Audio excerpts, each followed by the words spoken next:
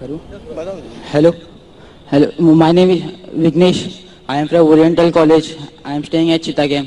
मेरा पहला सवाल ये है कि अगर जब अल्लाह एक ही है तो फिर मेरे जो बैकग्राउंड है वो सब मुसलमान भाई है, मैं अकेला हिंदू, तो मुझको भी I request the sound people, please. मेरी दरखास्त है साउंड वाले से साउंड जरा क्लियर कीजिए. Please see to it that the microphone is clear. I request the sound technicians to see to it that the microphone is clear, including my monitor speakers.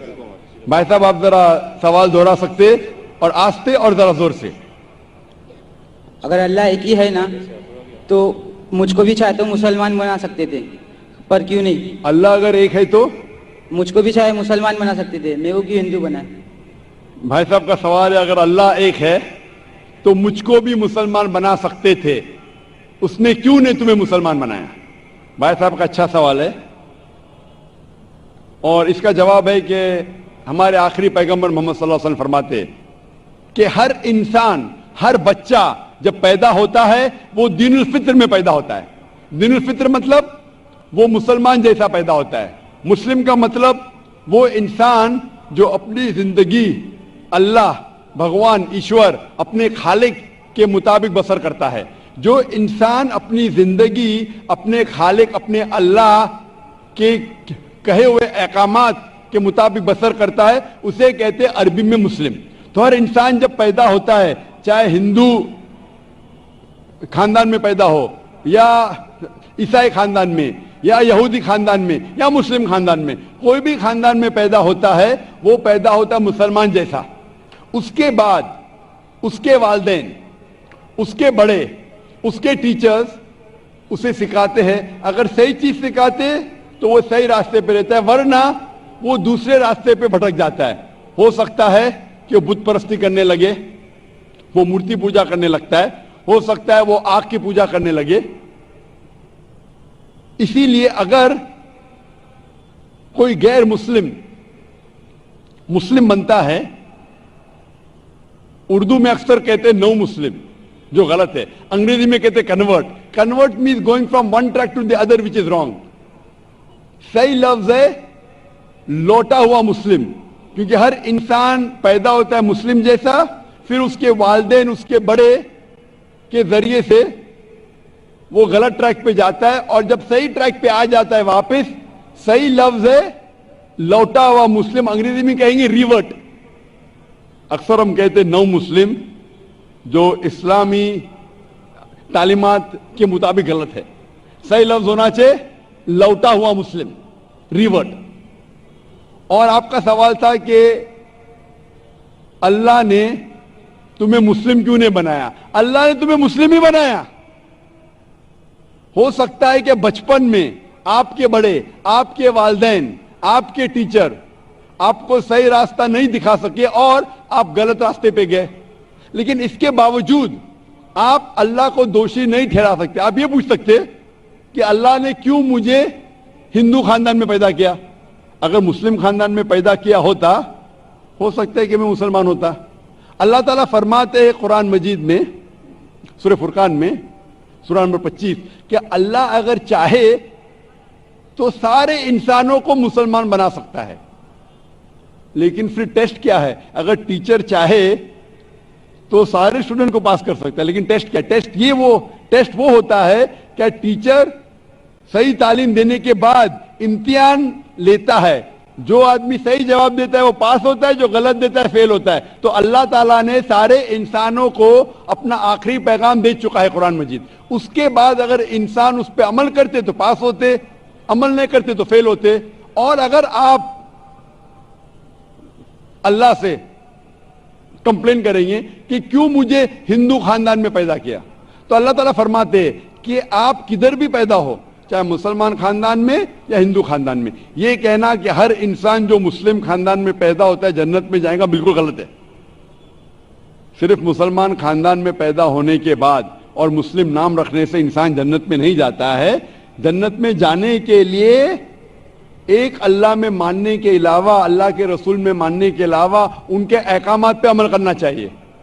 हर मुस्लिम अमल तो नहीं करता है, तो हर इंसान जो मुस्लिम खानदान में जाएगा جو مسلم خاندان میں پیدا ہوتا ہے وہ جنت میں نہیں جائے گا. لیکن اللہ تعالیٰ یہ فرماتے ہیں کہ ہر انسان کو سورہ فصلت میں سورہ نمبر 41 آیت نمبر 53 اللہ تعالیٰ فرماتے سنوریم آیاتنا فی الآفاق وفی انفسہم حتی یتبین انہ الحق، کہ بہت جلدی ہم آپ کو اپنی نشانیاں دکھائیں گے. اللہ تعالیٰ فرما رہے انسانوں سے کہ جلد ہم آپ کو ہماری نشانیاں دکھائیں گے ہورائزنز میں، تاکہ آپ پہ واضح ہو جائے کیا حق ہے، کیا اللہ ایک ہے، اللہ کے علاوہ کوئی معبود نہیں. لیکن حق ظاہر ہونے کے بعد ہر انسان اس پہ عمل کرنا ضروری نہیں. وہ سوچنے لگے، وہ انسان سوچ سکتا ہے کہ اگر میں اسلام قبول کروں تو ہو سکتا ہے کہ میرے دوست مجھے چھوڑ دیں گے، ہو سکتا ہے کہ میرے والدین مجھے جائیداد سے دخل کر دیں گے، ہو سکتا ہے کہ مجھے میرے تجارت میں نقصان ہو.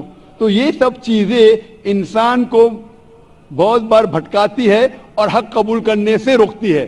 لیکن آخرت کے دن کے اوپر آپ یہ اللہ سے کمپلین نہیں کر سکیں گے کہ مجھے کسی نے بھی اسلام کے بارے میں نہیں کہا. اسی لیے قرآن مجید میں لکھا گیا ہے سورہ انعام میں سورہ نمبر 6 آیت نمبر 158 کہ اس دن، آخرت کے دن، اگر آپ کہیں گے کہ میرے والدین بت پرست تھے، مورتی پوجا کرتے تھے، اسی لیے میں کر رہا ہوں، تو اللہ تعالیٰ فرمائے گا یہ بہانہ نہیں چلے گا، کیونکہ اللہ تعالیٰ خود ہر انسان کے دل میں واضح کر دیتا ہے حق کیا ہے، اور واضح کرنے کے بعد آپ کے پاس کوئی شکایت کا موقع نہیں رہے گا. اور آپ کو بھی، آپ آج اس مجلس میں آ چکے ہیں اور میں نے لاکھوں لوگ کے سامنے آپ کو واضح کیا ہے کہ خدا ایک ہے، اس کے علاوہ کوئی معبود نہیں، اور محمد صلی اللہ علیہ وسلم اس کے آخری پیغمبر ہے. اگر آج آپ اس بات کو نہیں مانیں گے تو کل آپ یہ کمپلین نہیں کر سکیں گے، آپ شکایت نہیں کر سکیں گے اللہ سے کہ مجھے پتا نہیں تھا. باقی لوگ کر سکیں گے کہ نہیں، وہ بعد میں دیکھا جائے گا. آپ تو اللہ تو واضح کر دیا کس کے ذریعے پتا نہیں، لیکن آج میرے ذریعے تو کر رہا ہے آپ کو، اور اتنے لاکھوں لوگ شہادہ دے رہے اور کروڑوں لوگ ٹیلی ویژن پہ دیکھ رہے آپ کو. تو ابھی آپ کے پاس کوئی بہانہ نہیں، کوئی شکایت نہیں یہ کہنے کے لیے کہ میں مسلمان خاندان میں پیدا نہیں ہوا اس لیے میں نے اس دھرم کو ایکسپٹ نہیں کیا. میں آپ سے پوچھنا چاہتا ہوں بھائی صاحب، آپ مانتے ہیں کہ خدا ایک ہے؟ وہ تو ہے. آپ مانتے ہیں خدا ایک ہے؟ ہاں. آپ مانتے ہیں کہ بت پرستی غلط ہے؟ پر کون سا خدا ہے وہ پتا نہیں. نہیں، مورتی پوجا صحیح ہے کیا غلط ہے آپ کے حساب سے؟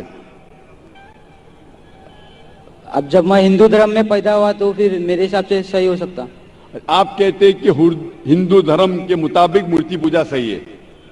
میں آپ کو آپ کے ہندو دھرم کی کتابوں کا حوالہ دیتا ہوں، مذہبی کتابوں کا. اگر آپ پڑھیں گے چھندوگیا اپنشد چیپٹر نمبر 6 ادھیے نمبر 2 منترا نمبر 1، ایکم ایودتیم، ایشور خدا بھگوان ایک ہے، دوسرا نہیں ہے.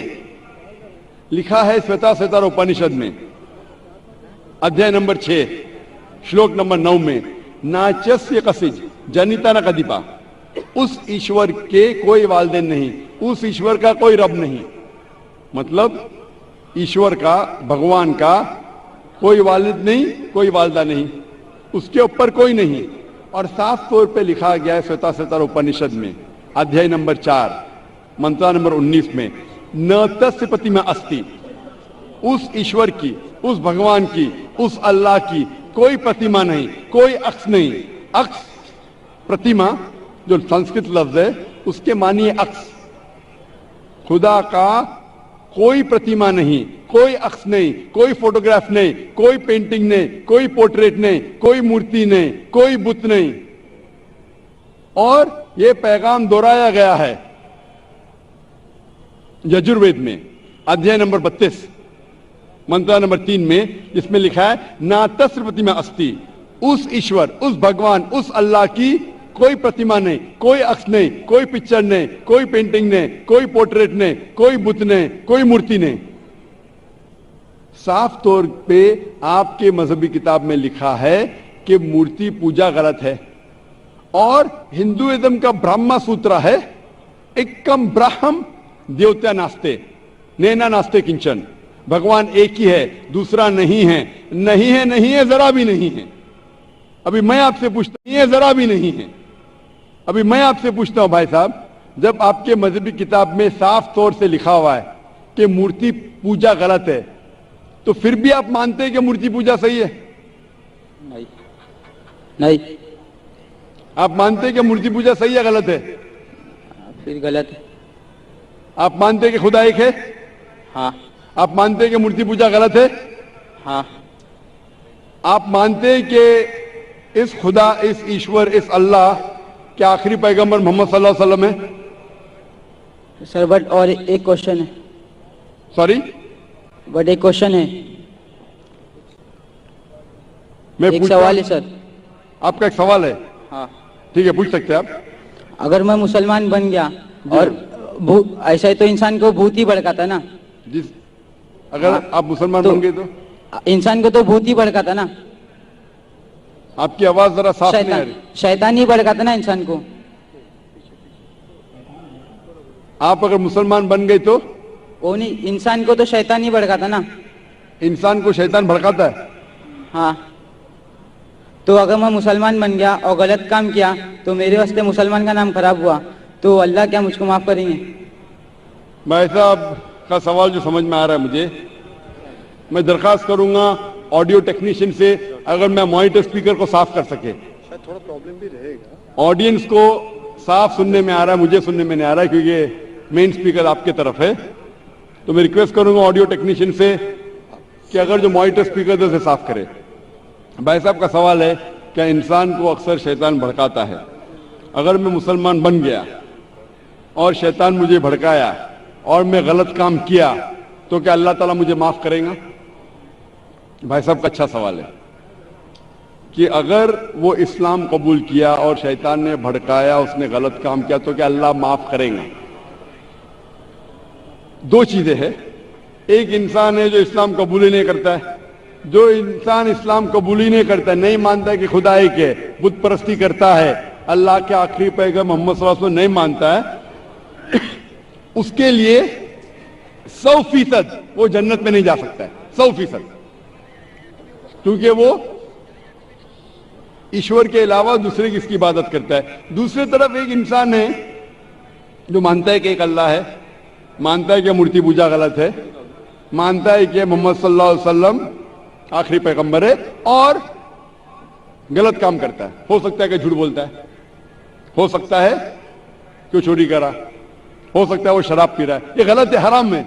लेकिन फिर भी अगर वो बुत परस्ती नहीं करता है, अल्लाह ताला फरमाते सूरह निसा में सूरह नंबर 4 आयत नंबर 48 में, और सूरह निसा सूरह नंबर 4 आयत नंबर 116 में कि अल्लाह अगर चाहे तो आपके कोई भी गुनाह को माफ कर सकता है, लेकिन शिर्क को कभी नहीं माफ करेंगे। तो शिर्क के अलावा, बुत परस्ती के अलावा, मूर्ति पूजा के अलावा अगर आप दूसरे गुनाह करेंगे तो अल्लाह ताला माफ कर सकता है। आपके फिर भी चांसेस है कि आप जन्नत में जा सकते हैं। लेकिन अगर बुत परस्ती करते हुए आप मरेंगे तो आपको जन्नत में जाने के कोई भी चांस नहीं है।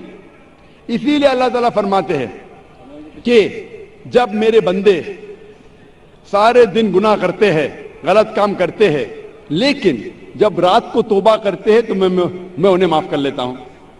मेरे बंदे अगर रात को गुनाह करते हैं और दिन में तौबा करते हैं तो मैं उन्हें माफ कर लेता हूं, क्योंकि अल्लाह सुब्हाना व तआला रहमान और रहीम है।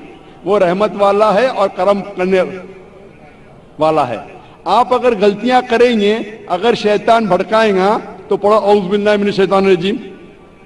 जब आपको पता चलेगा आपने गलती की, अल्लाह से तौबा करो, दुआ करो कि फिर से वो चीज नहीं करेंगे, और अच्छी नीयत से फिर से अल्लाह की तरफ पलटते, अल्लाह ताला माफ करेगा।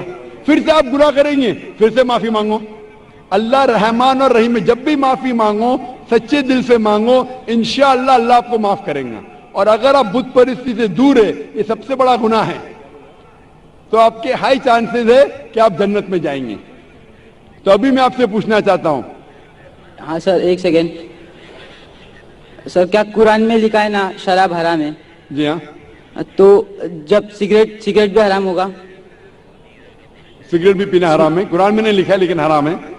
ہاں, اچھا یہی پوچھنا چاہتا, کیونکہ ہمارے یہاں جو ہے سکتر مسجد میں جماعتیں آتے وہ بھی سگریٹ پی لیتے.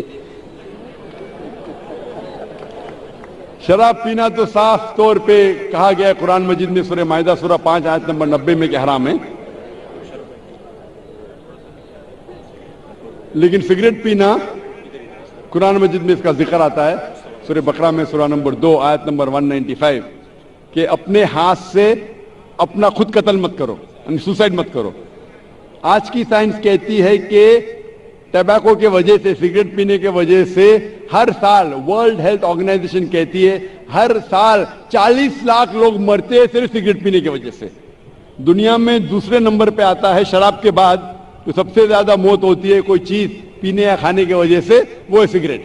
تو کیونکہ پہلے لوگ کو پتا نہیں تھے کہ سگریٹ از سلو پوائزننگ, تو کئی علماء کہتے تھے مکروہ ہے. آج 400 سے زیادہ فتوے ہیں سعودی میں, ایجپٹ میں, جو کہا گیا ہے کہ سگریٹ پینا حرام ہے. ابھی جو لوگ کو لت لگ گئی ہے, ہم اللہ سے دعا کرتے کہ اللہ انہیں ہدایت دے. لیکن اگر کوئی مسلمان غلط کر رہا ہے اس کا مطلب نہیں کہ آپ کو بھی کرنا چاہیے. ہم دعا کریں گے کہ ان مسلمان کو اللہ تعالیٰ طاقت دے کہ یہ بری لت سے انہیں نجات ملے. میں آپ سے پوچھنا چاہتا ہوں, کیا آپ مانتے کہ خدا ایک ہے؟ ہاں. آپ مانتے ہیں بت پرستی غلط ہے؟ ہاں. آپ مانتے ہیں کہ محمد صلی اللہ علیہ وسلم آخری پیغمبر ہے؟ سر میں بھی تو تھوڑا اسلام ریسرچ کر رہا ہوں, اس کے بعد میں خود بخود قبول کر لوں. انشاءاللہ بھائی صاحب چاہتے ہیں کہ وہ اسلام کے بارے میں اور ریسرچ کرے, اور میں چاہوں گا کہ آپ میرے ہاتھ سے ایک ترجمہ لیں قرآن کا, اور میری درخواست ہے کہ آپ قرآن مجید کا ترجمہ پڑھیے, اور انشاءاللہ اس سے آپ ہدایت پائیں گے. اور جب مطمئن ہو جائیں گے کہ یہ مذہب صحیح ہے, پھر ہی قبول کرنا, کوئی زبردستی نہیں. آپ جب مطمئن ہو جائیں گے کہ یہ اسلام, یہ قرآن میں صحیح باتیں لکھی ہے, یہ سب سے بہترین مذہب ہے, پھر